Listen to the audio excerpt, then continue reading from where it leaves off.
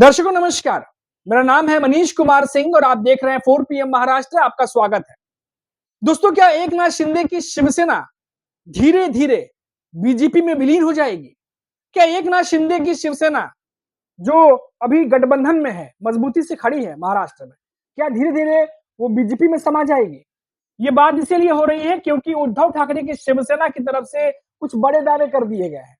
वो दावे क्या है वो भी बताएंगे, लेकिन उससे पहले देखिए कि किस तरीके से उद्धव ठाकरे की शिवसेना के नेता संजय राउत ने लेटेस्ट बयान दिया है। ताजा हमला एकनाथ शिंदे की शिवसेना पर बोला है। शिवसेना यूबीटी के सांसद संजय राउत, उन्होंने एकनाथ शिंदे गुट पर तीखा हमला बोला है और कहा है कि हमारे पास बहुत सारे लोग आते हैं और पार्टी में अभी शामिल करने ना करने की बातें भी चल रही हैं, आपने देखा ही होगा। उन्होंने बोला कि एक नाम लिया, राजेश मोरे, बोले कौन है, हमें पता भी नहीं। फिर उन्होंने कहा कि प्रताप सरनाईक जो परिवहन मंत्री है एकनाथ शिंदे की सरकार में, एकनाथ शिंदे के मंत्री हैं वो, और खुद एकनाथ शिंदे ये अपने उपलब्धियों पर जो बात करते हैं उस पर सवाल उठने लगे। उन्होंने कहा कि ये उपलब्धियां नहीं, सिर्फ ध्यान भटकाने की कोशिश है, और कहा कि थाने जाएंगे या नहीं जाएंगे। उन्होंने कहा कि कल ही थाने जाकर के आया हूं, क्योंकि थाने जो है वो शिवसेना का गढ़ कहा जाता है और फिलहाल एकनाथ शिंदे वहां से जीत करके आते हैं। हालांकि वो दोनों शिवसेना का गढ़ था, लेकिन अलग अलग होने के बाद एकनाथ शिंदे का गढ़ है वो, एक तरीके से देखा जाता है, क्योंकि वहीं से चुन करके आते हैं। अब इस पर भी जो है वो बयानबाजी शुरू हो गई। संजय राउत ने कहा कि राजन विचारे पहले से ही पार्टी में हैं, अगर वो नहीं होते तो एकनाथ शिंदे भी नहीं होते। और तो और बता दें आपको कि सतीश प्रधान की टिकट के मुद्दे पर उन्होंने शिंदे गुट पर हमला बोलते हुए कहा कि सतीश प्रधान को खुद बालासाहेब ठाकरे ने उम्मीदवार बनाया था। उन्होंने दावा किया कि शिंदे गुट की मानसिकता बेहद निचले स्तर की है और अब इस पर बात खत्म हो चुकी है। संजय राउत ने आरोप लगाते हुए कहा है कि हमने कभी शिवसेना प्रमुख बालासाहेब ठाकरे के साथ किसी और का फोटो नहीं लगाया। अरे पीएम से बड़ा फोटो लगाओ ना आनंद दिघे का, ये बात संजय राउत ने कही है। उन्होंने कहा कि शिंदे गुट धीरे धीरे बीजेपी में विलीन हो रहा है और धमकियों से वो डरने वाले नहीं है। संजय राउत ने बोला कि हम धमकियों से डरने वाले नहीं है, ये बात कही है। अब दोस्तों देखिए, पिछले काफी समय से देखा जा रहा है कि उद्धव ठाकरे की शिवसेना, बीजेपी और एकनाथ शिंदे की शिवसेना, ये तीनों आपस में काफी ज्यादा हमलावर है। अभी संजय राउत ने बुलेट ट्रेन की परियोजना है उसको लेकर भी सवाल खड़े किए हैं।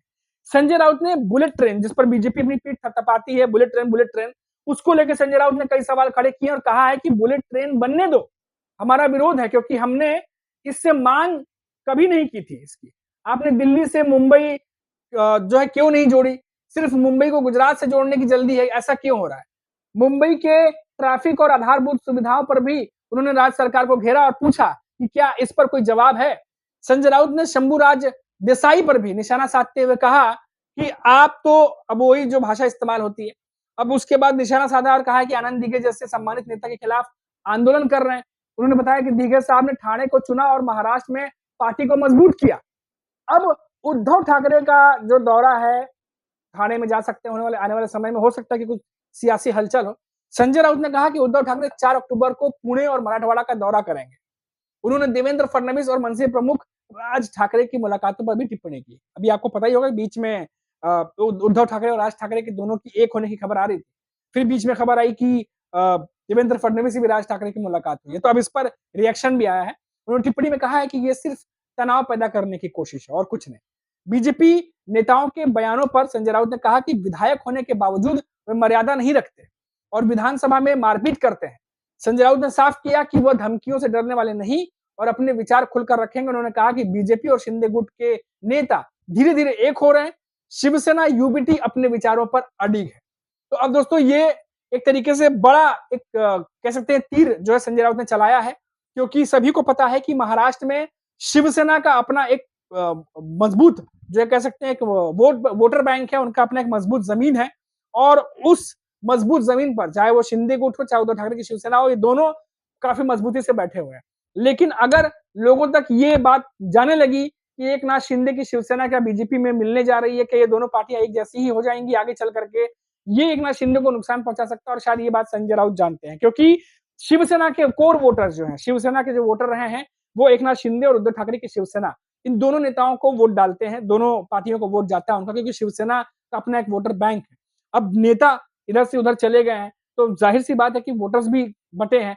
अब ऐसे में सवाल ये उठता है कि क्या संजय राउत ये जो उन्होंने जो बात कही है कि धीरे धीरे एकनाथ शिंदे की जो पार्टी है वो बीजेपी में विलीन हो जाएगी, तो क्या इसके बाद जो असल में जो वोटर्स हैं एकनाथ शिंदे के, क्या वो इससे कटेंगे? क्या वो वोटर्स उद्धव ठाकरे और राज ठाकरे के गठबंधन के साथ चले जाएंगे?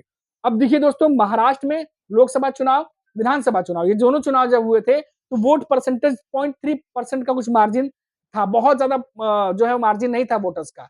अब ऐसे में एक नाथ शिंदे की शिवसेना और बीजेपी के जो वोटर्स हैं वो आपस में कन्वर्ट होते हैं, क्योंकि हिंदुत्व की विचारधारा पर लड़ते हैं। लेकिन अजीत पवार के वोटर्स जो है वो बीजेपी को वोट नहीं डालते अभी तक की फिलहाल जितनी जानकारी है। लेकिन अब क्योंकि एक नाथ शिंदे इन दिनों बीजेपी की तारीफ कर रहे हैं, जिस तरीके से बीजेपी के नेताओं के बारे में वो बयान देते हैं, नरेंद्र मोदी जो पीएम मोदी उनके बारे में जो कुछ कहते हैं, तो इन तमाम चीजों को लेकर के अब संजय राउत कह रहे हैं कि हो सकता है कि एक नाथ शिंदे की शिवसेना बीजेपी में विलीन हो जाए, क्योंकि सवाल जो है किसी भी मुद्दे पर नहीं पूछे जाते, कुछ भी जो किया जाता है उस पर कुछ नई बातें सामने आती हैं। तो अब इस पर क्या होगा वो तो आने वाला वक्त बताएगा।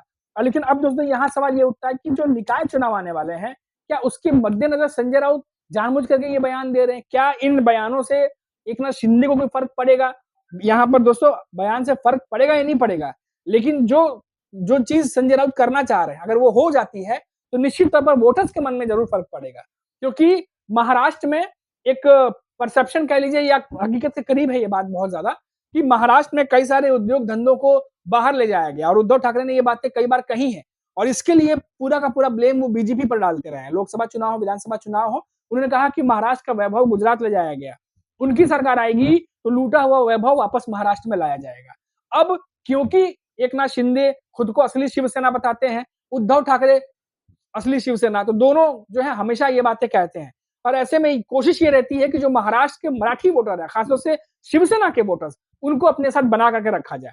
और यही वजह है कि एक नाथ शिंदे विधानसभा में जब लाडली बहन योजना आई थी तो थोड़ा ज्यादा प्रभावी हुए थे, क्योंकि योजना भी थी और योजना के साथ साथ शिवसेना के वोटर्स बटे हुए थे और इसका फायदा बीजेपी को मिला, क्योंकि शिवसेना के वोटर जब बढ़ गए तो बीजेपी के वोटर जो थे वो बीजेपी के साथ ही थे। तो देखा गया कि उद्धव ठाकरे और एक नाथ शिंदे इन दोनों को मिलाकर जो वोट पड़े थे, अगर ये एक वोट पड़ते तो बहुत बड़ी पार्टी बन के शिवसेना उभर सकती थी, लेकिन क्योंकि वोट बढ़ गए और इसीलिए ये तमाम चीजें भी महाराष्ट्र में जिस तरीके से रिजल्ट आए वो उसी वजह से आया। अब यहाँ दोस्तों सवाल ये उठता है कि क्यों ये बात कही जा रही है, क्यों एक नाथ शिंदे पर ये बातें कह रहे हैं? इसीलिए दोस्तों क्योंकि पिछले काफी समय से देखा जा रहा है कि बीजेपी जो है वो कोशिश कर रही है एक नाथ शिंदे के गढ़ में घुसने की, उनके जहां-जहां पर प्रभाव है उन सीटों पर भी अपना वर्चस्व बढ़ा रही है।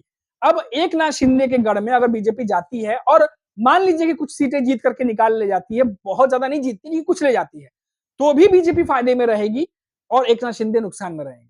तो ये बातें क्या इसलिए हो रही हैं, और कल ही हमने आपको खबर बताई थी कि अजीत पवार जो है वो खुद भी तैयारी कर रहे हैं बीजेपी के गढ़ में घुसने की। तो क्या अजीत पवार को इसकी भनक लग गई है कि कल को, आज नहीं तो कल, बीजेपी अजीत पवार के गढ़ में भी घुसेगी? तो इसीलिए जब फ्रेंडली फाइट करनी ही है तो क्यों ना बीजेपी के गढ़ में भी किया जाए, ना सिर्फ हमारे गढ़ में बीजेपी के साथ हो बल्कि हम बीजेपी के गढ़ में घुस करके हम भी फ्रेंडली फाइट करें।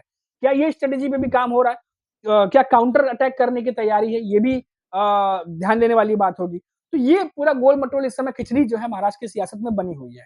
एक तरफ महायुति के नेता जो आपस में साथ में दिखते तो हैं, लेकिन भीतर-भीतर चुनावी दाव पेच भी चलते रहते हैं, क्योंकि एक दूसरे से ज्यादा सीटें जो जीतनी है तभी तो बात मानी जाएगी संगठन में, नहीं तो फिर वही होगा 2024 के बाद। आप देख ही रहे हैं कि किस तरीके से अजीत पवार और एक नाथ शिंदे के साथ बीजेपी जो है जिस तरीके से चीजें मांगते हैं वो मिलता नहीं है। तो ये चीजें भी आपसी प्रतियोगिता भी चलती रहती है। और संजय राउत जो कह रहे हैं उनकी कई सारी बातें जो है इन्हीं चीजों से जुड़ती हैं। अभी के लिए इतना ही। आप देखते रहिए 4 पीएम महाराष्ट्र। लौटेंगे तो बात करेंगे फिर किसी बड़ी खबर पर। नमस्कार।